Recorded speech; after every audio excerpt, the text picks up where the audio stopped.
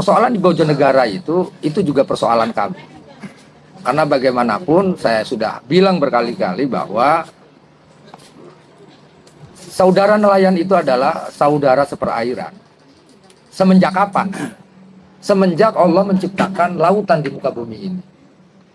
Bahkan mungkin sebelum kita terlahir di dunia ini kita udah jadi saudara, karena saudara seperairan. Ketika ada persoalan di PIK 2, yaitu tentang pengurugan laut juga di sana, reklamasi. Ada pengurugan tambak-tambak, ada pengurugan kali juga. Nah, di Bojonegara juga ada persoalan reklamasi juga yang dilakukan oleh PT Gandasari, PT SMI, dan PT Wilmar. Tak pikir PT-PT ini tetap kelindannya dengan 9 naga.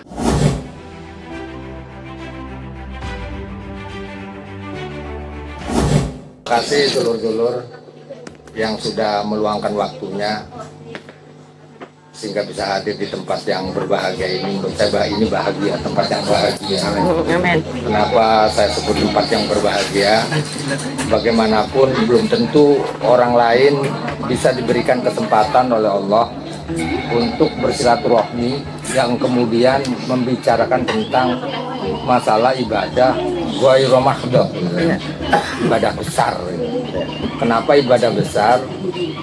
Mungkin inilah yang disebut kita mencoba untuk memahami hubungan ekologi kita. Kenapa kita harus berkumpul di tempat ini? Ya, terutama kita mencoba untuk menganyam persoalan-persoalan yang terjadi di wilayah kita masing-masing. Awalnya sih tak pikir gitu kan, persoalan saya di Pontang sana, di Tirtayasa atau di Dadap, di Kronjo, di Teluk Naga gitu. Terus kemudian di Mawo, Pakuaji. Ternyata persoalan ini juga nyampe di Bojonegara sana, itu di Pulau Ampel sana. Saya tahu ini Pak Gufron, Pak Khojinuddin, ketika saya mendengar bahwa ada nelayan yang ditangkap 3 orang, yang kemudian yang 5 ini DPO. Saya cari tahu ini persoalannya apa. Saya cari tahu, nah kebetulan saya punya sahabat karib Teh Titin, dan kebetulan Teh Titin nelpon. Nah, dari telepon Teh Titin itulah baru saya terbuka. Oh, ternyata berarti ini kawan saya, sahabat saya. Makanya saya anggap persoalan di Bojonegara itu juga persoalan kami. Karena bagaimanapun saya sudah bilang berkali-kali bahwa saudara nelayan itu adalah saudara seperairan. Semenjak kapan? Semenjak Allah menciptakan lautan di muka bumi ini. Bahkan mungkin sebelum kita terlahir di dunia ini kita udah jadi saudara, karena saudara seperairan. Gitu. Karena memang segala sesuatu apapun di muka bumi ini diciptakan dari air yang dulu uap gitu. Nah, ketika ada persoalan di PIK 2, yaitu tentang pengurugan laut juga di sana, reklamasi. Ada pengurugan tambak-tambak, ada pengurugan kali juga. Nah, di Bojonegara juga ada persoalan reklamasi juga yang dilakukan oleh PT Gandasari, PT SMI, dan PT Wilmar. Tak pikir PT-PT ini tetap kelindannya dengan 9 naga. Lah, kemudian kami membaca, oh ternyata hulunya dari sana, dari Bojonegara. Gunungnya dikeruk, gitu kan. Kemudian ada sebagian buat nguruk laut, dan kami juga wilayahnya diuruk. Wilayah kami di sana dampaknya kebanjiran, wilayah hulu juga pasti akan terjadi longsor dan bisa jadi banjir bandang. Lah, ini kan persoalan ekologi yang harus kita pikirkan bersama-sama. Gitu. Sehingga alangkah lebih baiknya gitu, kita mencoba untuk menyatukan pecahan-pecahan ini gitu kan. Kejadian-kejadian kita kumpulkan karena pada dasarnya kita ini satu nasib, satu penanggungan. Contoh seperti dulu waktu saya nolak tambang pasir laut, ternyata pasirnya dari wilayah Teluk Banten, gitu kan. Kemudian dijual di Jakarta menjadi reklamasi, Teluk Jakarta sana. Jakarta kebanjiran, di sini abrasi kemana-mana. Nah sampai akhirnya saya anyam juga dari Jakarta sampai Banten. Sampai saya kumpulkan tokoh-tokoh sejarawan, J.J. Rizal segala macam, biar ini maksudnya persoalannya menyambung gitu. Artinya kepalanya di Jakarta, buntutnya di Banten. Nah percis ini juga, buntutnya dari Bojonegara sana, kepalanya di Teluk Naga sana. Maka bagaimana caranya kita menggebuk ular ini? Kalau kita istilahkan analogi ular naga, kita pukul dulu ularnya ini. Apakah kalau orang yang bagian dari buntut pukul buntutnya, yang bagian kepala pukul kepalanya bareng-bareng gitu. Bersamaan. Iya. Nah cuman persoalan ini kan tidak serta-merta apa yang saya analogikan, tapi ini juga ada kaitannya. Biasanya kalau bicara korporasi perusahaan, pasti ini juga akan ada mata rantainya ke wilayah kebijakan, gitu kan. Otomatis mau nggak mau kita juga harus gedor juga kebijakannya seperti apa. Karena bagaimanapun, contoh misalnya debu yang di Bojonegara sana itu otomatis ini juga akan terhisap oleh paru-parunya warga-warga yang ada di sana. Otomatis ketika mereka ispa penyakit paru-paru, sesak napas, apakah perusahaan-perusahaan itu mau peduli kepada masyarakat? Saya pikir tidak. CSR yang diberikan juga tidak setimpal dengan apa yang menjadi penderitaan masyarakat sekitar. Begitu juga ketika wilayah saya kebanjiran karena banyak pengurugan gitu. Otomatis pihak-pihak perusahaan juga nggak mau peduli tentang kerugian-kerugian kami masyarakat Tirtayasa Pontang sana. Nah artinya di sini mau nggak mau negara harus dipaksa hadir untuk menyelesaikan persoalan ini. Akhirnya kemarin sempat kumpul di tempatnya Pak Gufron. Kebetulan kita juga mau ngadakan acara yang ini juga pastinya akan diadakan pesan moral buat pemerintah. Sesungguhnya kemerdekaan itu seperti apa, biar jangan kemerdekaan itu seremonial saja gitu kan. Faktanya belum merdeka tapi dipaksa kita untuk teriak merdeka gitu. Ini juga harus ada keseimbangan moral gitu untuk pemerintahan.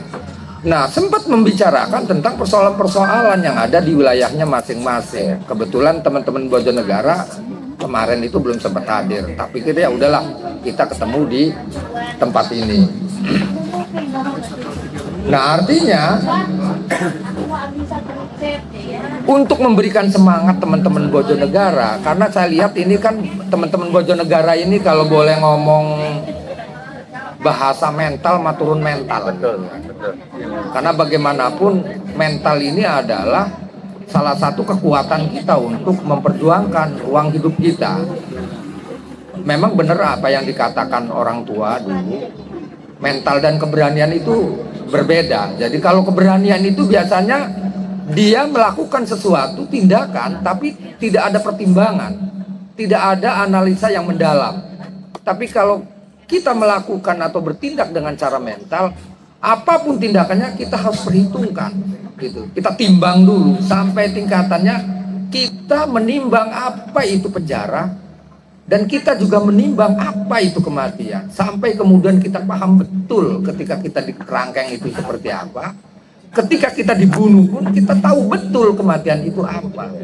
Sehingga hal yang terburuk kan yang ditakutkan kita ini di penjara.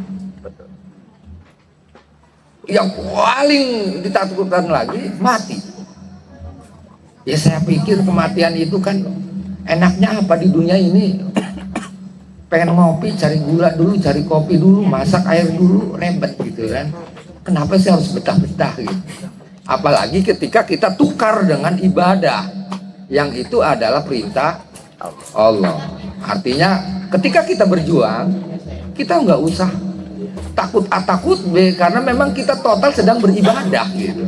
Nah inilah yang saya pikir teman-teman juga harus pahami itu, bahwa kita sedang berjuang tentang ruang hidup kita ini, mempertahankan hak hidup kita ini adalah berjuang atas dasar perintah Allah, bukan atas dasar apa-apa.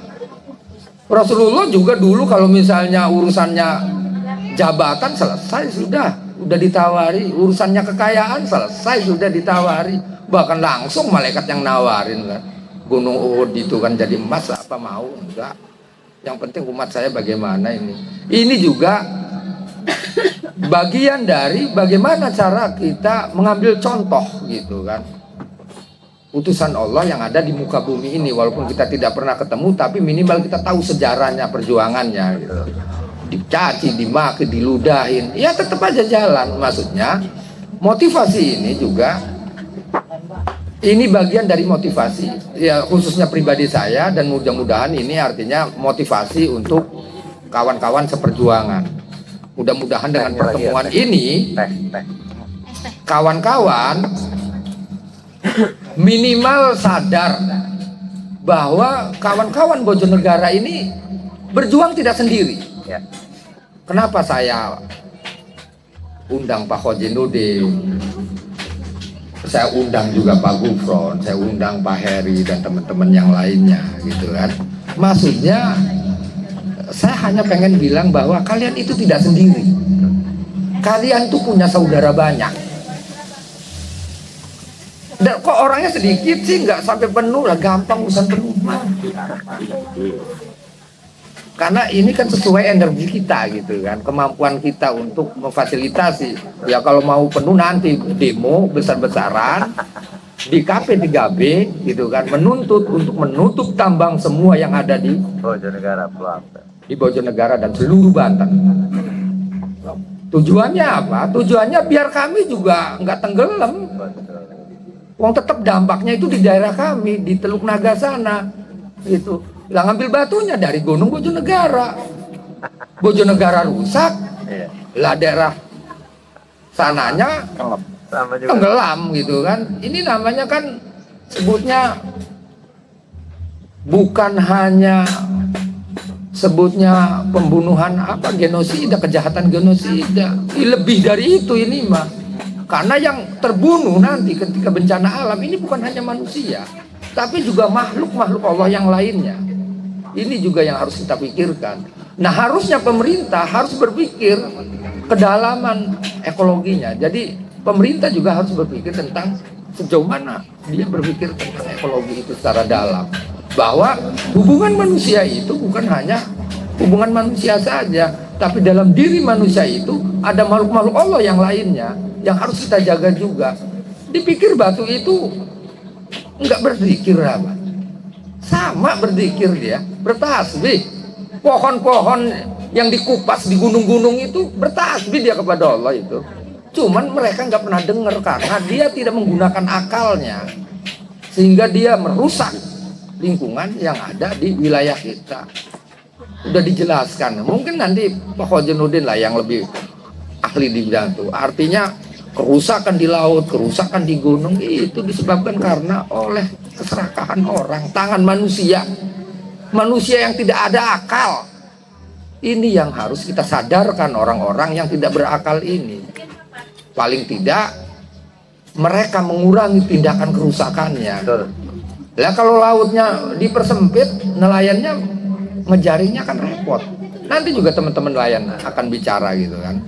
Mungkin saya hanya sebatas prolog ya gitu kan. Yang jelas nanti kita diskusi, kita bisa nimba ilmu dari Pak Khojinuddin, dari Pak Gufron, dari teman-teman yang lainnya. Cuman kebetulan dari KLH belum datang. Nanti pemikiran KLH seperti apa gitu kan, bisa kita timba di sini. Lalu kemudian apa yang dihasilkan hari ini kita bundel, kita praktekkan. Mungkin segitu aja dulu biar yang lain bisa bicara. Assalamualaikum warahmatullahi wabarakatuh.